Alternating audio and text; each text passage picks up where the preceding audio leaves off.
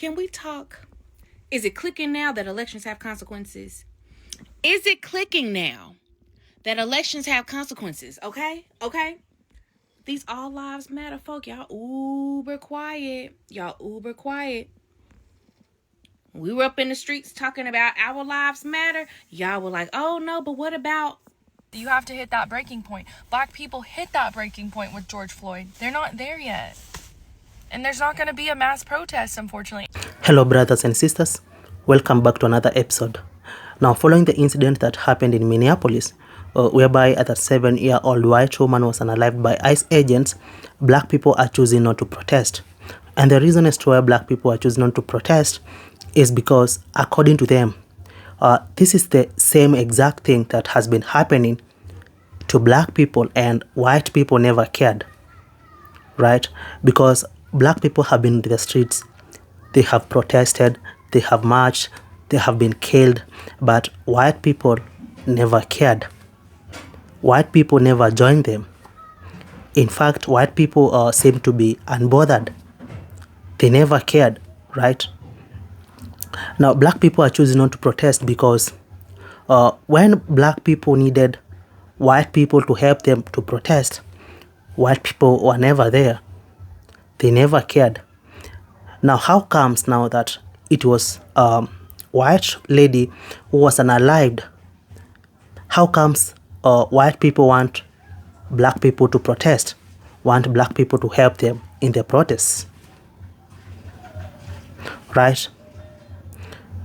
Now, black people are reacting to this and they are, say that they are not even concerned about it. They are not going to come out into the streets to protest. Because at the moment, white people are now realizing what black people have been talking all over those years. Right?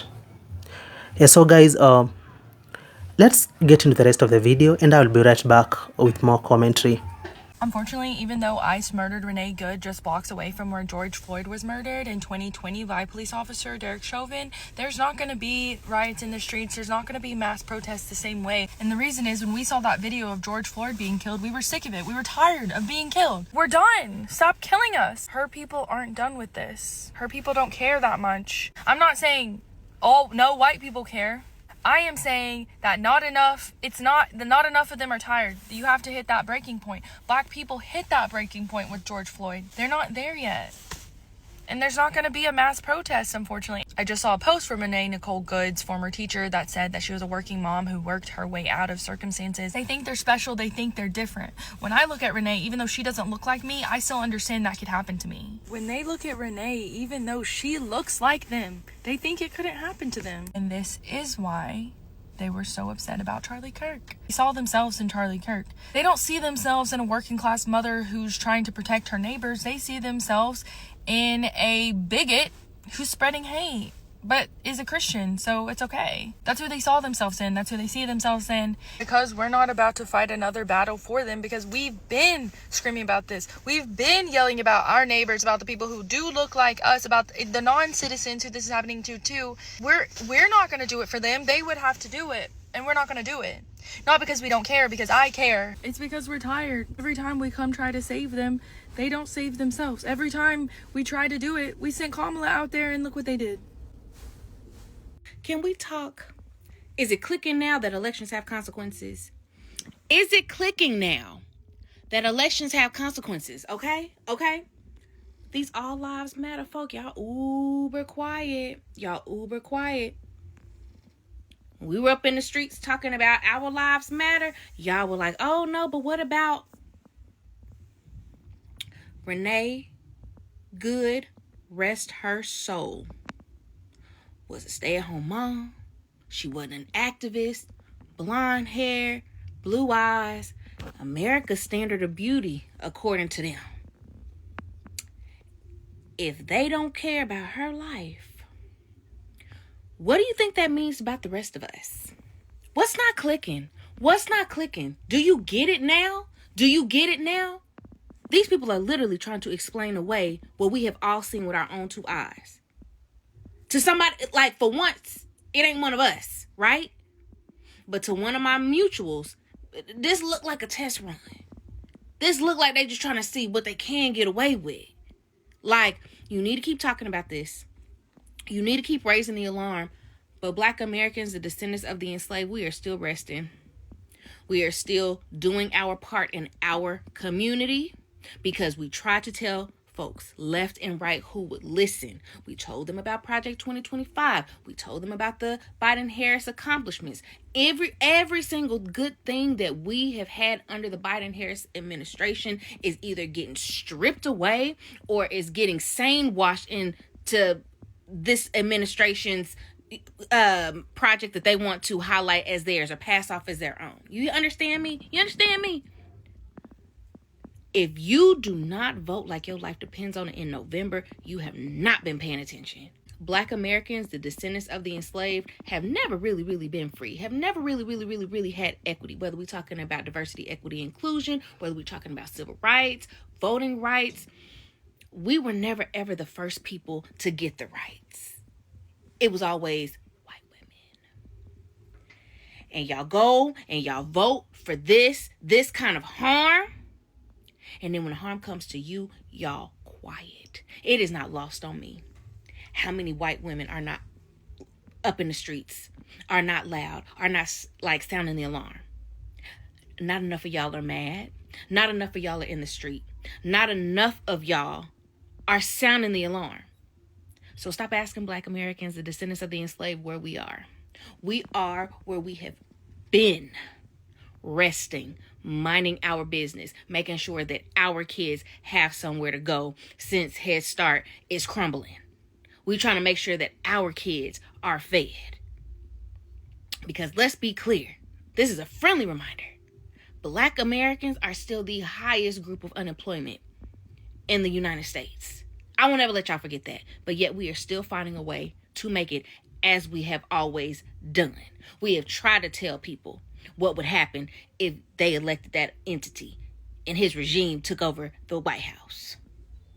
And yet, y'all didn't believe it. Now we all in the same boat and some of y'all don't know how to paddle. And y'all mad at us because we're not teaching y'all how to paddle because we never ever were taught. We had to just learn as we went. Because historically speaking, that's all we know how to do is just figure it out. I hate to tell y'all, now y'all got to figure it out too. Now, to Black Americans, the descendants of the enslaved, we still got work to do because we have some riffraff in our community that we need to nip in the bud because we don't have time. We don't have time. But everybody else, do not engage. The people voted for this. They voted for it when they thought the harm was not coming to them. But we too mixed up. And you cannot want my house to catch on fire with your house right next door and thinking your house ain't gonna catch a flame or two. But alas, Black Americans, stay moisturized and well rested. So I want to talk about the topic that's been going around about Renee Good, the victim that was lost to ICE agents. I'm trying to be nice. They might be watching me. But I've been seeing this discussion about, if a white lady's life been taken, and how are we safe? How are we? Let's ask this question, and I want y'all to deeply think about this. Why does it take a white woman life being taken by the feds, by power, for y'all to feel like y'all aren't safe when the big picture always told you you're not safe? Anybody. Let me give some examples in historical context. Viola Liuzzo, let's start off. A lot of people don't know about Viola Liuzzo. Viola Liuzzo was a civil rights activist, a white woman, a white civil rights activist who helped, during Martin Luther King times, help black people transport them to go get them votes, help them go get their votes, woo. Somehow or another, Triple K found her on the highway, I want to say Route 66, I forgot what state it was, with a black guy. She was transporting him, getting him to the, to go vote. Somehow Triple K found her, took her life. They thought they took the black guy's life. He played dead. So they just left him there. They left Viola Liuzzo, a white lady, there to rot. Now, guess who was with the Triple K when this happened? An FBI agent. Yeah. Saw the whole thing played out, right? Viola Liuzzo's family, white husband, white children, all had to literally flee for their lives because their town was coming for them. Because Viola Liuzzo had a heart, had a soul, and seen everybody as equal because she wanted to help people. What did the government do? Not much at all. In fact, her entire thing was ignored, which is why you don't really know anything about Viola Luso. That is for a reasoning. And may I add, Herbert Hoover, President Hoover, not only did he ignore this, but he also, Viola Luso, he put a lot of bad stuff, made bad comments about Viola Luso before her death. I want to say before or after. I can't remember, but you get the point. Secondly, D.C. Stevenson, another hidden history of story in America. D.C. Stevenson and Mage Oblicosa, something like that. D.C. Stevenson was a Grand Dragon of Illinois. Triple K guy, big leader, big influencer. Oh, protect the white race, protect white women, protect white women. Yet, when it comes to Mage, that wasn't the case. Who was a white woman, by the way? I made a story about this a while back. He kidnapped Mage, he SA'd Mage, and then he ended up giving her a staph infection by biting on her breasts, which gave her the staph infection, which she could have been saved, but instead, because she didn't want to marry him, after all he did with all that, he let her just die, right? That entire incident caused the Triple K to fall hard. They've been having issues like that, but that one incident with the Grand Dragon caused the Triple K to fall. Now, guess who brought them back to life? Woodrow Wilson, the president, Woodrow Wilson himself. He brought them back to life, totally dismissing the fact that a white lady got her life taken by a white man who was of white supremacy, right? And she was just at work. That's it. It had nothing to do with him. And if you did not know, yes, Woodrow Wilson was a sympathizer and very much idolized the Triple K and Confederacy. Very much loved them. Or let's go for something that's more recent. The Epstein files. Who are the victims of the Epstein files? White girls who are now white women. Safety? Whoa, right? Like, just think about that for a second. Seriously. Last week, a man named Keith Porter was killed by an off-duty ICE agent, but you probably haven't heard his name. And while part of that may be because of the ICE agent being off-duty rather than on-duty with a large crowd, we also know the biggest reason why this exists. Keith Porter is a black man, and black men, black women that get killed by agents, officers, don't get the same amount of national attention. Many people online have been very angry at me and other black people for saying not to use the phrase "say her name" when it comes to Renee Good, and this is part of the reason. It has taken 7 days for the average person, and not even the average person, but for people online to find out about Keith Porter, while most people across the country know who Renee Good is within 24 hours. Within 24 hours, people have started marching for her. They have been sharing the stories of her families. They have been talking about her, sharing posts of her, memorializing her, making sure that she is known. Meanwhile, Keith Porter's family, they've been struggling to get into the news cycle. They've been struggling to have any conversation. And the same defense that ICE agents are using to justify killing Good is the same defense that they're using for justifying killing Porter. They say that he had a weapon and that he pointed it at them first, despite the fact that nobody on the scene concurred that, aside from the officer who shot him. These are the conversations that we need to be having. It's not divisive to ask you to use language that matters. It's not offensive to ask you to consider how you're speaking about an issue, because part of the reason why fascism is happening now in the United States is because certain groups of people have never had to care this much. We've been under attack as black folks for a very long time. Indigenous folks understand. Many Latinos understand. There are many groups that understand that we have been under attack for a long time. But there are many folks that have just woken up, even in the last week, that are screaming, saying that we're being divisive. But what's more divisive? Refusing to acknowledge the work of someone that came before you, of people that have been here, people that have consistently voted in favor of not having things like this happen, or people who just showed up to the fight? Who is in charge of the language? Ask yourself that, and before you get angry at somebody for asking you not to use a phrase than you do for the fact that that phrase has to exist in the first place, take a seat and breathe, because your privilege is showing. Excuse the venue change. It's raining outside, the hubby is asleep upstairs, and the kid has taken over the living room. So I came to my Zumba studio, which is the only place in the house where I can get some privacy. And it's almost time for me to start my class anyway, so here we are. But I wanted to do this video because I have some more thoughts on this Renee Nicole Good situation. White people now have their George Floyd moment, ironically enough, originating from the same city and state. In my view, a George Floyd moment follows a string of atrocities. George Floyd was not the first person to be brutalized or even unalived by cops, and Renee Nicole Good wasn't either. 32 people have perished in the custody of the frozen rejects. In 2025, 14 times the Frozen Rejects have fired their weapon onto residents. 4 of those times they unalived someone.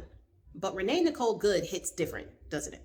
The same way that George Floyd hit different with the Black community, who had seen a string of unalivings of Black and brown people before George Floyd. Those unalivings, just like the unalivings that have been done by the Frozen Rejects, were not any less important than George Floyd or Renee Nicole Good. But they were the breaking point of the population that says enough is enough. After tensions had built for months and years, witnessing the same things over and over again. And that unaliving, the unaliving of George Floyd, the unaliving of Renee Nicole Good, those unalivings witnessed in public, caught on tape, where law enforcement is obviously in the wrong, with an overwhelming amount of footage to prove their wrongdoing. It hits differently. This is the moment that citizens realized one of two things. One, that it can literally happen to anybody. George Floyd didn't wake up that morning and think that his end was going to come that way. Renee Nicole Good did not wake up that morning and think that her end was going to come the way that it did. Both of them at the hands of people who claim to be keeping American streets safe. People start to realize, looking at those situations, that it could very well be them or someone that they know. And then they start to realize something else, that things will not change unless there is a demand for that change. Throughout the entirety of American history, there have been no changes in this country for the better until massive demonstrations and demands for that change. There have also never been change in this country for the better without someone giving their lives for that cause. It is quite unfortunate that that has to be the pattern of change for good in this country, the so-called greatest country in the world. In both of these cases, the government was quick to demonize the victims. With George Floyd, because of the image that they have put in people's mind about Black men, that job was easy. It was easy for them to justify his unaliving, despite the videos, despite him being a father. But with Renee Nicole Good, it's a little bit harder to demonize a white woman in America. Not this way. So the efforts of the likes of Bone Spurs, the couch-friendly VP, and the puppy Grim Reaper are falling on deaf ears when they try to call her a domestic terrorist and to try to say that she tried to use her car to harm that Frozen Reject. They are not able to do with her what they have been doing with the Black community this entire time. For decades and decades, they have been using these tactics to try to demonize the Black community. So when they take our lives, the lives of our husbands, the lives of our sons, the lives of our daughters and our mothers and our fathers, they seem justified because they have already demonized all of us as being criminal and less than human. It is an experience that we tried to tell everyone about in 2020 with the George Floyd protests, and it is an experience that we tried to warn people about in 2024. They are trying to use that exact same playbook here because they know that they were in the wrong, but they got the wrong demographic. And now people are starting to understand what Black people have been trying to tell them for so long. People are now understanding that yes, it can happen to you. No, you are not safe in this regime. But now we're not talking about police precincts, not talking about individual officers. Now we're talking about the White House. We're talking about the FBI and the DOJ, the people who are supposed to be on the right side of history, the people who are supposed to actually care about these things. They are now the ones causing the problems. And they have become so emboldened that they do not care to demonize a 37-year-old writer and mother of 3, and by her own words, shitty guitar enthusiast, to make their base believe that that unaliving was justified. They do not care who you are, because if you're not with them, you are against them. And this regime does not care what it has to do. The FBI is already obstructing justice in this case, as they have taken over sole control of this investigation and has said that they will not be doing a joint investigation with the Minnesota law enforcement, and have told the Minnesota Bureau of Criminal Apprehensions that they will not be allowed to get the evidence that they are looking for in order to do their own investigation. They are stonewalling and blocking that evidence from the crime scene. And the puppy Grim Reaper is trying to say that the state of Minnesota has no jurisdiction in this case, which is not at all true. If this case ever goes to trial, it will be a state prosecuted case. So the state needs to do an investigation. The state needs to put together the grand jury. It needs to be the Minnesota grand jury that actually does an investigation and moves to indict the Frozen Reject, which we do have his name now. Jonathan Ross is that Frozen Reject's name. Supposedly, he is an experienced officer. Well, we can probably guess what kind of officer he was and why he's no longer doing that job. But that's speculation only. But I digress. So if the FBI is moving to take over the investigation because they don't want the state to be able to do their own investigation so that they can put together a grand jury and indict Jonathan Ross, that is an obstruction of justice, because we all know that they're not going to do a fair and balanced investigation of their own, especially when the Puppy Grim Reaper already said that this was self-defense and Renee Good was a domestic terrorist. Bone Spurs, before actually watching the video, said that that was self-defense. And now, after watching the video, he just says that's a sad situation, but is not actually calling for any type of justice or investigation. And the couch-friendly VP is leaning into the idea that Renee Good tried to hit the frozen reject with her car, which did not happen, as can be clearly seen on the video. But he's going to lean into it because they can just lie with impunity, and their base, who does absolutely no research at all, will believe them. And even if they see the tape, it only takes somebody that they agree with telling them what to think about that tape, and the occulta personality will come through, and they will believe that the yellow liquid coming down on their face is actually rain. This whole thing is disgraceful and deplorable. And as some have seen already, I have zero tolerance for justifications for this in my comment section. Just be warned, I am out of patience for ignorance. But I really think that this is the white people's George Floyd moment, and we'll just have to see what they plan to do with it. Welcome back. Now, black people are choosing not to protest for Renee Good, at a 7-year-old white woman was unalived by ICE agents. And the reason as to why they are choosing not to protest for her is because, according to black people, this is the same exact thing that they have been through for the past 400 years, right? Because black people have been killed, they have been oppressed, they have been done everything in the United States, but nobody cared. White people seem to be not to be bothered, right? And black people have been through all this alone, right? They have been into the streets, they have fought, they have protested, they have marched to a point that they are no longer marching.